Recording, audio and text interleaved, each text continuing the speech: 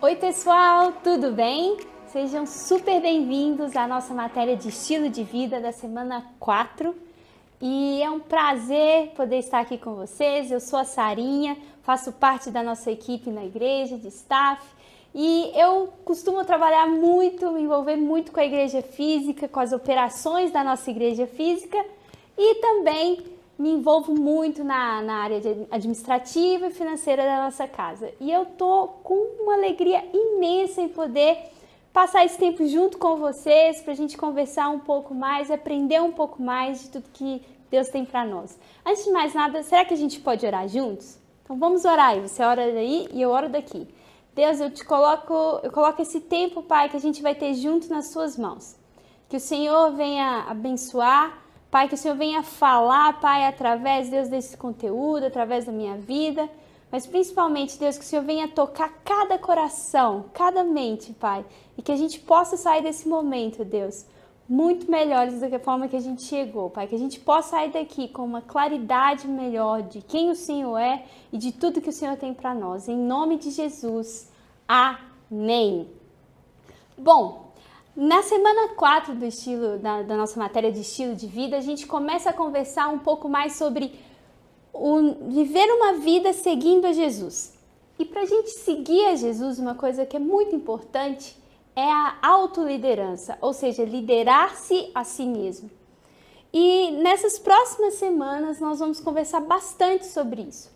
Mas nessa semana a gente vai tratar sobre assuntos bem diversos. Essa pirâmide que a equipe preparou pra gente, ela vai dar um exemplo bem legal de tudo que a gente tem para falar hoje, na sessão 1 e na sessão 2.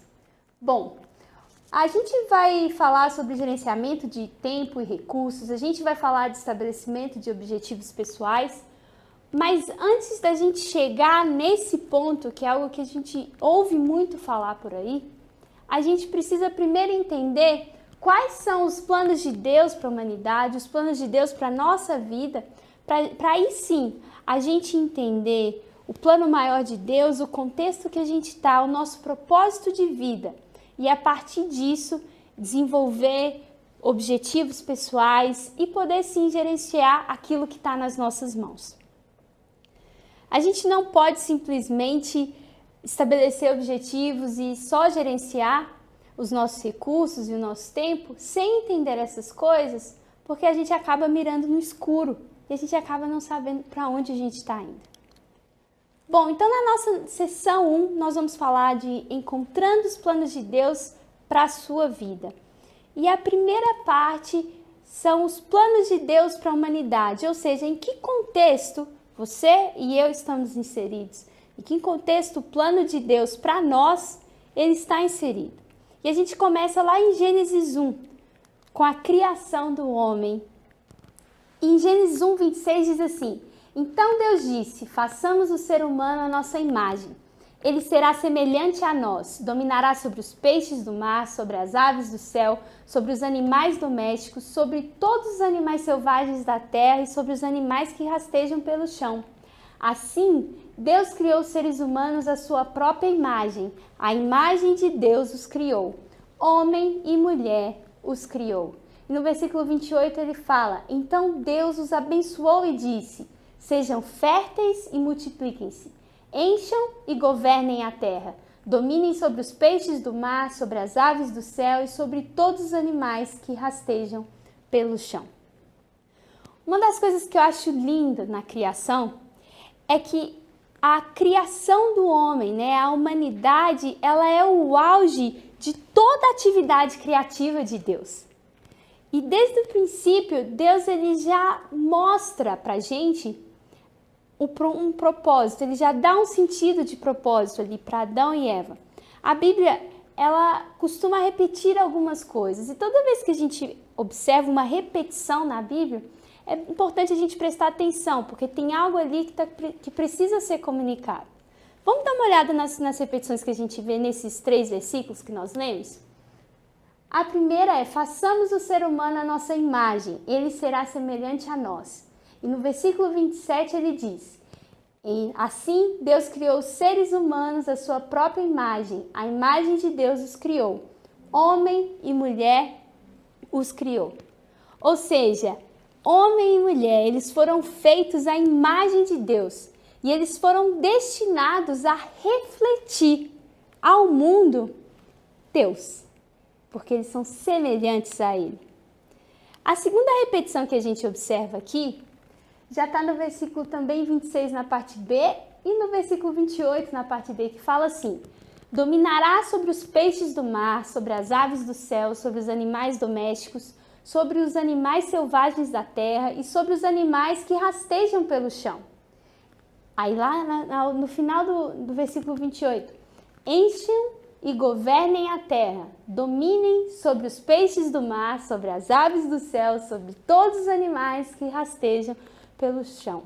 Ou seja, Deus, além de nos criar com o mandato de refletir a imagem dele para todo mundo, ele confia ao homem e à mulher a liderança. E assim, quando ele nos confia essa liderança, ele começa a nos dar uma direção de propósito. Mas a gente sabe que a história da humanidade não é só o Jardim do Éden. E a gente vê sim o homem, Adão e Eva pecarem. A queda, como é muito conhecida. E lá em Gênesis 3, 11 ao 13, fala um pouco sobre isso. E conta aqui: e Deus perguntou: quem lhe disse que você estava nu? Você comeu do fruto da árvore da qual lhe proibi comer? Disse o homem: foi a mulher que me deste por companheira que me deu do fruto da árvore, e eu comi. O Senhor Deus perguntou então à mulher: que foi que você fez? Respondeu a mulher: a serpente me enganou e eu comi. Eu destaquei nesse texto também três momentos, né, do diálogo de Deus com Adão e com Eva. E a gente observa, a partir desses destaques, que com a queda do homem, a gente consegue ver três distorções de relacionamentos acontecendo nesse exato momento. Primeira é de Deus do homem com Deus. Quando Deus fala: olha, você comeu daquilo que eu proibi você de comer, ou seja, você decidiu não me ouvir, né? A segunda é a distorção entre a humanidade e a humanidade, ou seja, Adão com Eva. Quando Adão fala: foi a mulher.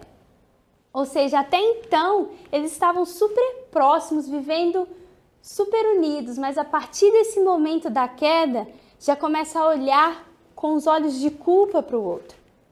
E a terceira distorção é da Eva com a serpente, ou seja, com a criação, com aquilo que foi criado por Deus. E a verdade é que o pecado ele não ficou só lá no Jardim do Éden. Todos nós pecamos e fomos destituídos da glória de Deus, é isso que diz em Romanos. Mas é sempre importante lembrar que depois de tudo isso que aconteceu, você começa a ler a Bíblia, você começa a observar diversas formas que Deus começa a buscar, a traçar um caminho para trazer harmonia novamente para toda essa comunidade que a gente está inserido. E Deus começa a fazer alianças com Abraão, com Moisés, e a gente também tem um grande marco, que é a vida de Jesus e a ressurreição de Jesus. Um teólogo contemporâneo muito importante e relevante nesses últimos dias, Tom Wright, ele fala que Jesus é a única pedra viva verdadeira e seus seguidores são as pedras vivas pelas quais o verdadeiro templo deve ser construído, trazendo a presença de Deus para o mundo inteiro, levando adiante a missão de declarar os atos poderosos e salvadores de Deus e começar o trabalho de implementar a regra messiânica de Jesus em todo o mundo. E é isso que significa ser um sacerdote real. Ou seja, quando Jesus chega na Terra, ele estabelece um novo tempo, onde você começa a ver manifestações do reino de Deus. Você vê cura, você tem salvação, você vê pessoas sendo levantadas de entre os mortos. Mas também você ainda continua vendo doenças, guerras, brigas. Então, quando Jesus chega, ele inaugura um tempo novo. O tempo do agora e do ainda não. E Jesus nos convida a sermos parte do que ele está construindo na terra, que é trazer esse reino de Deus, essas manifestações de cura, de alegria, de restauração junto dele. Lá em Mateus 6,3 fala: busque em primeiro lugar o reino de Deus e a sua justiça, e todas as outras coisas vos serão acrescentadas. Em Mateus 28 ele também diz: Jesus se aproximou deles e disse dos discípulos: toda a autoridade no céu e na terra me foi dada, portanto vão, façam discípulos de todas as nações, batizando-os em nome do Pai, do Filho e do Espírito Santo. Ensinem esses novos discípulos a obedecerem a todas as ordens que lhes dei. E lembrem-se disso, estou sempre com vocês até o fim dos tempos. A causa de Jesus é alcançar o mundo com a mensagem da salvação e de restauração, de paz e justiça.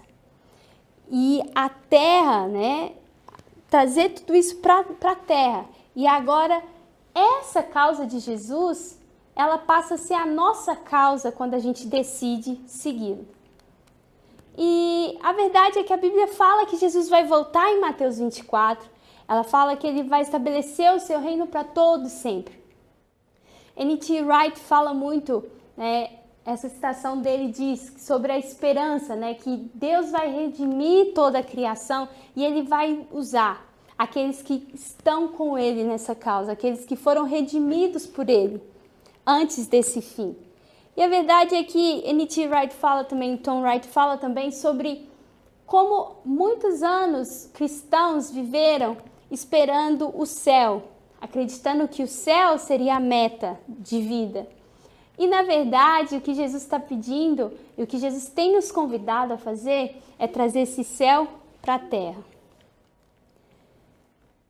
Então, para concluir, lá em Romanos 5,17 diz assim: a morte reinou sobre muitos por meio do pecado de um único homem. Ainda maior, porém, é a graça de Deus e a sua dádiva de justiça, e todos que a receberam reinarão em vida por meio de um único homem, Jesus. É muito importante a gente entender que os planos de Deus para a humanidade, Deus sempre quis um relacionamento conosco. Deus sempre buscou um relacionamento, uma comunidade harmonizada entre Deus e o homem, entre o homem e a mulher e os irmãos, vamos dizer assim, a humanidade com a humanidade e a humanidade com a criação, Mas existem muitos e muitos anos desde quando isso aconteceu e existem várias e várias coisas que aconteceram desde então. Então é muito importante a gente entender esses planos de Deus para a humanidade. E eu queria deixar algumas perguntas para vocês, que seria: quais são as vantagens de você entender o amplo alcance da história e o seu lugar nela? Por que eu preciso aprender isso? Tá, você falou, porque eu preciso saber o contexto que eu estou inserido, mas a minha pergunta para você é: você já considerou como os seus propósitos individuais se identificam com o propósito mais amplo de Deus? Será que talvez o que você pensa que é o seu propósito só é para você? Será que isso realmente é o seu propósito? Se é algo só para você? Se você está inserido nesse plano de Deus gigantesco para salvar o mundo e você está focando só em você, será que isso realmente é um propósito de Deus para sua vida? Bom, mas a gente entendeu do plano de Deus. Agora a gente vai começar a falar um pouco sobre você. A gente vai entender a natureza do propósito de Deus para a sua vida. A gente vai entender a razão por que Deus te chamou. A gente vai conversar sobre o seu propósito e a igreja. E a gente vai falar também sobre como que a gente encontra esse propósito. Bom, o propósito de Deus parte de Deus.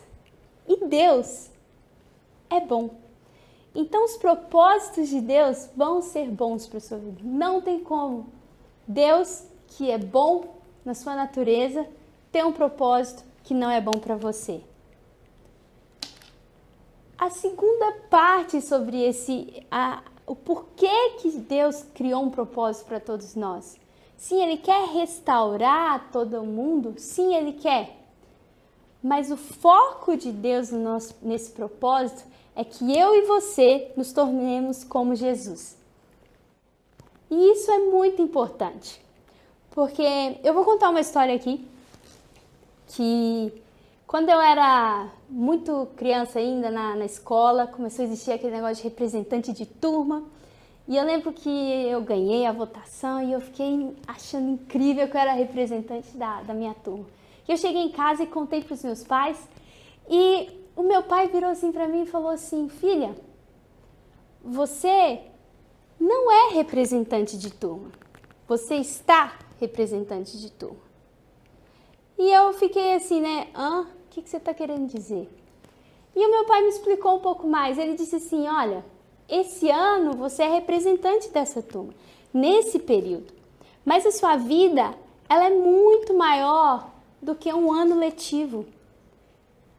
Então, eu não quero que você ache que o seu propósito, que você é representante de turma, sendo que daqui a alguns anos você não vai ser mais. E isso é muito importante a gente entender, porque a gente tem o costume de achar que os planos de Deus para a nossa vida, eles são uma coisa, eles são uma tarefa, eles são ter uma vocação. E na verdade, a prioridade de Deus para mim e para você é muito mais sobre quem a gente está se tornando, com quem nós estamos parecendo, do que exatamente o que a gente está fazendo.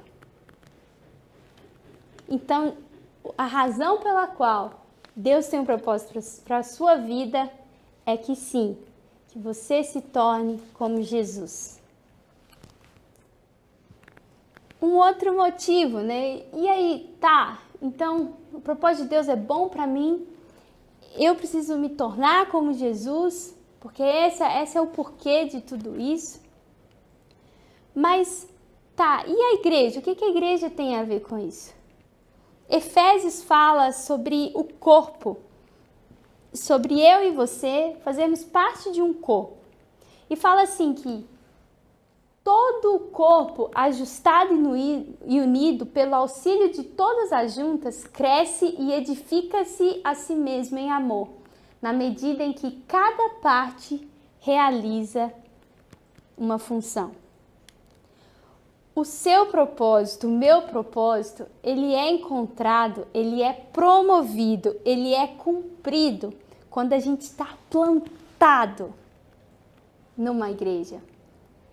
E enquanto você se dedica à construção da casa de Deus, então você vai encontrar o seu propósito, sim, enquanto você serve, enquanto você se planta na igreja, enquanto você ouve uma mensagem, enquanto você corresponde àquilo que você está sendo ministrado. Mas da mesma forma, a igreja, ela cumpre o seu propósito quando ela cria esse ambiente que cada pessoa que vem nela também encontra o seu propósito. Então, é importantíssimo que nós estejamos plantados na igreja, porque Deus não nos chamou para vivermos sozinhos. Ele nos chamou para viver em uma comunidade sadia. E como parte do corpo, a igreja precisa das suas funções, como precisam das minhas. E quando a gente entende isso, você fala: Sara, eu entendi isso muito bem, mas você está falando que o propósito de Deus é bom, que sim, é para eu parecer com Jesus, que esse propósito ele vai ser encontrado sim dentro da igreja, fazendo parte de uma comunidade. Mas e aí, por onde eu vou começar? E aí eu coloquei essa frase de um anônimo que eu gosto muito, que fala assim: seu futuro é criado pelo que você faz hoje, não amanhã. Então, se existe um momento para você começar a procurar esse propósito, se você ainda não encontrou, é agora. Você está fazendo a melhor coisa que você poderia fazer. E a verdade é que Salmo 139 diz que lá no ventre da nossa mãe, Deus já nos tecia, já sabendo do propósito ao qual nós fomos chamados. Então, uma das primeiras coisas que é importante a gente começar é entender os nossos dons e as nossas paixões. Em Pedro fala: cada um exerce o dom que recebeu para servir os outros, administrando fielmente a graça de Deus em suas múltiplas formas. Sara, mas como eu vou encontrar esses dons, essas paixões?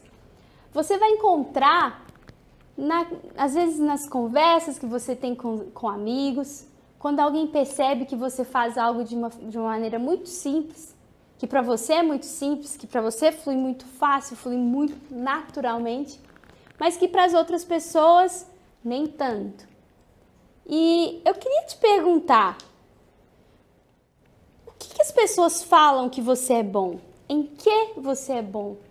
Quais são as coisas que fluem naturalmente de você, que sem perceber você já as fazem? E as pessoas têm alguma certa dificuldade para fazer essas coisas. E a segunda coisa, sobre as paixões, porque Deus coloca paixões na gente quando Ele está nos tecendo no ventre das nossas mães. O que mexe com o seu coração? O que talvez traz uma indignação que você quer transformar, que você quer fazer algo para mudar aquilo? Esse é um bom ponto para a gente começar. O segundo ponto é muito legal, eu vou ler um texto de Atos que fala um pouco da dinâmica dos discípulos. Na verdade eu vou deixar esse texto aqui. Quando os discípulos eles começam, a igreja começa a crescer e existe toda uma distribuição de alimento acontecendo porque eles comiam juntos. E alguns começam a falar: essa distribuição não está sendo feita, o pessoal lá de trás não está recebendo comida direita. Essa parte é parafraseada, tá? E aí, a um certo ponto, os discípulos eles falam: olha, escolham entre vocês 7 homens de bom testemunho e cheios de espírito e de sabedoria, e nós passaremos para eles essa tarefa, e nos dedicaremos à oração e ao ministério. Ou seja, eles decidiram passar essa tarefa porque eles perceberam que eles estavam se ocupando de algo que não era algo que fluía naturalmente para eles. E essa proposta agrada a todos e eles então decidem a fazer isso. Mas o que eu queria mostrar para vocês, que eu destaquei nesse texto, é a primeira coisa. No versículo 3 ele fala: entre vocês escolham 7 homens de bom testemunho, cheios do espírito e de sabedoria. O que prova um pouco daquele primeiro nosso ponto.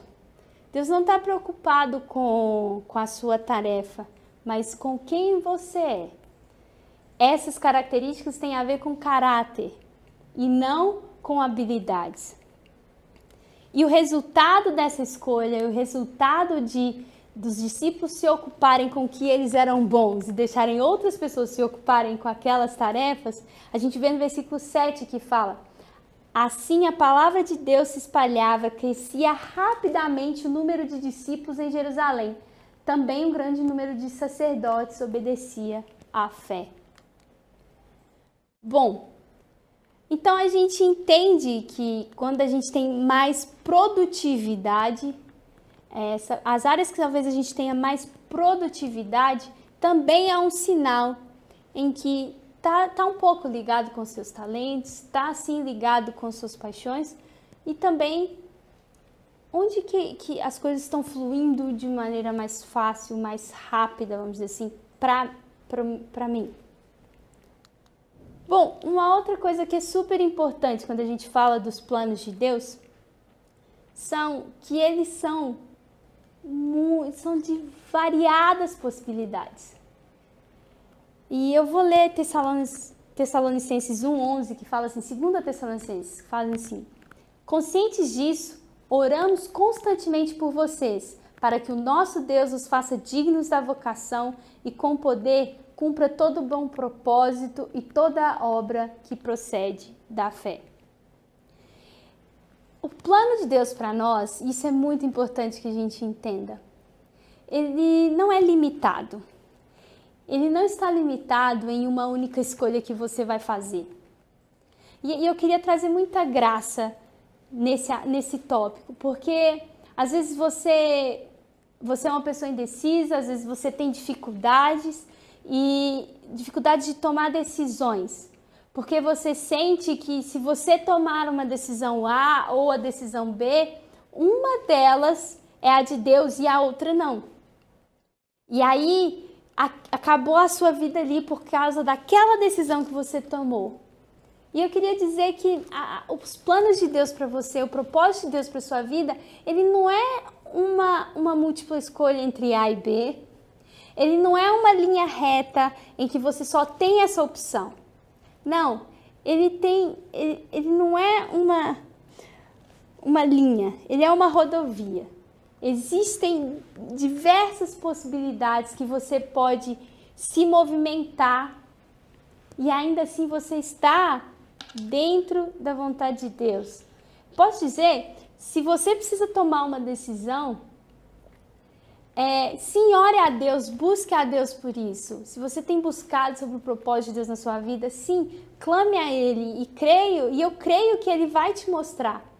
Mas eu posso te dizer também que se você escolher um caminho A e se for o caminho B, talvez a melhor escolha, se você está plantado na casa de Deus, se você está conectado com Jesus, essa escolha, ela não vai ser esse fim do mundo, porque Deus vai te atrair de novo para onde Ele quer. Então, o mais importante quando a gente está buscando os planos de Deus para a nossa vida e o propósito de Deus para a nossa vida é isso, é entender que existem diversas possibilidades, que Deus não te chamou para viver contido numa linha sem olhar para o lado. Não, Ele te chamou para viver uma vida de liberdade, uma vida em que você pode tomar suas decisões e Ele vai abençoá-las. E isso é muito importante a gente entender. E o último ponto de como eu vou encontrar o meu propósito, como eu vou descobrir isso, é com a ajuda de líderes. Jack Welch, ele fala que antes de você ser um líder, o sucesso é crescer. Quando você se torna um líder, o sucesso tem tudo a ver com o crescimento dos outros. E eu queria terminar contando uma história. Há muitos anos atrás, provavelmente há uns 7 anos atrás, 8 anos atrás, eu estava fazendo o Hillsong College lá em Sydney e eu entrei no meu segundo ano, eu entrei numa igreja menor que era a nossa igreja Hillsong. E essa igreja, ela tinha um casal de pastores pastoreando essa igreja, que era o Cris e a Lucy Mendes. E eu entrei nessa igreja, e falei, olha, eu vim aqui para ajudar, eu estou aqui para servir. O que precisa ser feito? E imediatamente colocaram nas minhas mãos cuidar de toda a parte de organizar e desenvolver as reuniões da igreja. Como funcionava, o que precisava ser falado, o que não precisava ser falado, o que precisa acontecer em cada tempo. E eu nunca tinha me envolvido com isso na nossa igreja até então. E ali eu comecei a me envolver. Para ser sincero, eu jamais imaginava que eu seria capaz de fazer qualquer uma daquelas atividades. Para ser mais sincero ainda, eu jamais levantaria minha mão para fazer algo daquele tipo. Mas eu decidi acreditar no que me foi confiado e fazer o meu melhor. E hoje eu só faço o que eu faço na nossa casa porque há 8 anos atrás eu decidi confiar nos meus líderes. E eu queria te dizer que um dos dons dos nossos líderes é a habilidade de identificar o potencial e desenvolver esse potencial em você e te liberar para viver dentro desse potencial. E eu queria te encorajar seja o que estiver sendo colocado nas suas mãos hoje, você fazer e fazer com confiança, porque Deus te chamou para isso e também porque Deus está te preparando para viver algo muito maior que Ele tem na sua vida. Vamos fazer uma pausa agora de 15 minutos e a gente já volta para a nossa segunda sessão.